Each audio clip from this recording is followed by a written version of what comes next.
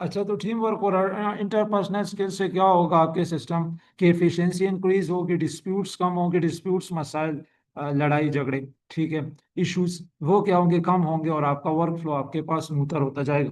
Document controllers को training देना बहुत ज़्यादा लाजमी है ताकि उनको अपडेट रखा जा सके इंडस्ट्री के स्टैंडर्ड्स, टूल्स और बेस्ट प्रैक्टिसेस के साथ, ठीक है। तो ट्रेनिंग क्यों लाजमी है? ट्रेनिंग इसलिए लाजमी है ताकि एफिशिएंसी को एनहेंस किया जा सके, एक्यूरेसी को बढ़ाया जा सके, और आपके जो डॉक्यूमेंट्स हैं, आपके जो डॉक्यूमेंट कंट्रोलर्स हैं, वो ईडीएमएस सिस्टम के लिए टेस्ट वर्जन से क्या है वाकिफ रहे, ठीक है। और इससे क्या होगा? कॉन्फिडेंस बढ़ेगी, ऑडिट्स को अच्छे तरीके से हैंडल कर पाएंगे और कंप्लायंस मेक श्योर कर पाएंगे स्टैंडर्ड्स के साथ। अच्छा, फिर एक इंडक्शन ट्रेनिंग होती है, एक रिफ्रेशर ट्रेनिंग होती है। इंडक्शन ट्रेनिंग, जो न्यू डॉक्यूमेंट कंट्रोलर्स आते हैं कंपनी में, उनको इंडक्शन ट्रेनिंग दी जाती है, ठीक है। और फिर इंडक्शन ट्रेनिंग में इनको कंपनी की पॉलिसीज, प्रोसीजर और सिस्टम का बताया जाता है, और इसी के साथ उनको बेसिक ईडीएमएस ऑपरेटिंग ट्रेनिंग भी कंपनी देती है, ठीक है। और इसी के साथ साथ कोडिंग सिस्टम स्टैंडर्ड्स के हवाले से भी उनको का रिव्यू लिया जाता है। अच्छा, रिफ्रेशर जो ट्रेनिंग है, ठीक है, वो एनुअली या साल में 2 दफ़ा, ठीक है, या 2 साल में 1 दफ़ा कंडक्ट होती है, ठीक है। उसमें जो न्यू वर्क फ्लोज है, टेम्पलेट्स है, उस पे आपको अपडेट किया जाता है, ठीक है। और आपको सिस्टम को एक्यूरेट रखना और टाइम मैनेजमेंट के हवाले से आपको रिइंफोर्स किया जाता है। अच्छा, कंपनी के इंटरनल ऑडिट्स होते हैं ताकि मेक श्योर किया जा सके कि आपके जो डॉक्यूमेंट मैनेजमेंट सिस्टम है वो इंटरनेशनल स्टैंडर्ड्स के साथ या पॉलिसीज के साथ अलाइन है, मतलब उसको फॉलो कर रहा है, उसके साथ कंप्लाई तावन कर रहा है। ऑडिट क्यों होता है? ताकि वेरीफाई किया जा सके कि आप आईएसओ के स्टैंडर्ड्स रिक्वायरमेंट्स के साथ कितना कंप्लायंस कर रहे हैं, आपके सिस्टम में इनएफिशिएंसीज को आइडेंटिफाई किया जाए, ठीक है। और मेक श्योर किया जा सके कि आप के जो ओल्ड प्रोजेक्ट के डॉक्यूमेंट्स हैं वो आप उनको कितने अच्छे तरीके से आप उनको स्टोर कर रहे हैं। आप में वैसे ऑडिट में ये पूछा जा सकता है कि भाई आप कंट्रोल जो कॉपीज है उसको प्रॉपर तरीके से इशू करते हो, आपसे ये पूछा जाता है। फिर आप कहते हैं कि हाँ, तो फिर वो इसकी प्रूफ आपसे मांगता है, ठीक है। आपसे ये पूछते हैं कि भाई लोग और रजिस्टर्स आप मेंटेन करते हो, आप कहते हो हाँ, फिर वो कहते हैं अभी दिखाएं आपने कहाँ मेंटेन किया है। तो ऑडिट ऑडिट ऐसी चीज है जिसमें आपके पास प्रूफ होना चाहिए आपके हर काम का, ठीक है।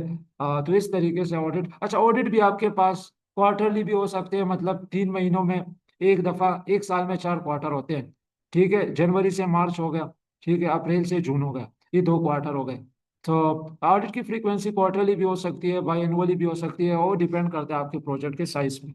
करेक्टिव एंड प्रिवेंटिव एक्शन, अच्छा, ऑडिट हो जाता है, ठीक है। तो आपके जो डॉक्यूमेंट्स है उसमें गैप को आइडेंटिफाई कर दिया जाता है, तो फिर उसको सही करने के लिए, एग्जिस्टिंग प्रॉब्लम्स को सही करने के लिए करेक्टिव एक्शंस लेने पड़ते हैं। और फिर एक हमारे पास प्रिवेंटिव एक्शंस होते हैं, वो एक्शन हम इसलिए लेते हैं कि इस चीज़ को दोबारा होने से बचाया जा सके, ठीक है। सीएपीए प्रोसेस के बारे में, corrective and preventive action process के बारे में जानते हैं।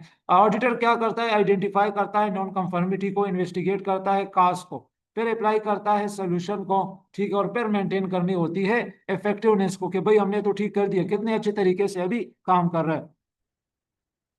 Continuous improvement in document control, continuous improvement हमारी जिंदगी का हिस्सा है, हमारे काम का हिस्सा है। कंटिन्यूअसली इंप्रूव नहीं करेंगे तो हम खसारे में हैं, ठीक है। कंटिन्यूअस इंप्रूवमेंट बहुत ज्यादा लाजमी है, ठीक है। फिर आपके प्रोजेक्ट्स में आप जिधर काम कर रहे हैं, अच्छा, कुछ तरीकाकार है कंटिन्यूअस इंप्रूवमेंट के, कि भाई आप अपने एम्प्लॉय से फीडबैक लें, ठीक है। आप जो काम कर रहे हैं उसको बेस्ट प्रैक्टिसेस के साथ, जैसे आपके मार्क्स कम आते थे क्लास में, जो बच्चा टॉप आता था तो आप अपना पेपर उसके साथ कंपेयर करते थे, इसको बेंच मार्किंग कहते हैं। तो आप क्या करें? बेंच मार्किंग करें बेस्ट प्रैक्टिसेस के अगेंस्ट, ठीक है। और इसी के साथ साथ ऑटोमेशन पे फोकस करें, एआई टूल्स पे आप क्या करें? फोकस करें, किस लिए? ताकि आप अपने मैनेजमेंट सिस्टम को मजीद इंप्रूव करें। और हमेशा याद रखें, आपका जो लॉन्ग टर्म गोल होना चाहिए वो ये है कि भाई जीरो एरर्स, क्या कि आपके काम में जीरो एरर हो, यही आपका लॉन्ग टाइम गोल होना चाहिए।